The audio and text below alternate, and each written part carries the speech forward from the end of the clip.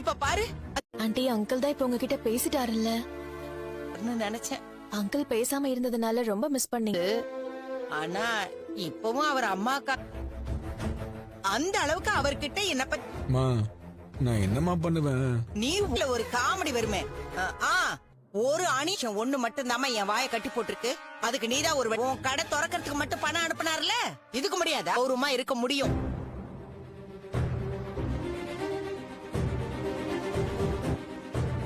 அவஸ்தை உன்னை கட்டிக்கிட்டதுனால பாவம் ரோகிணி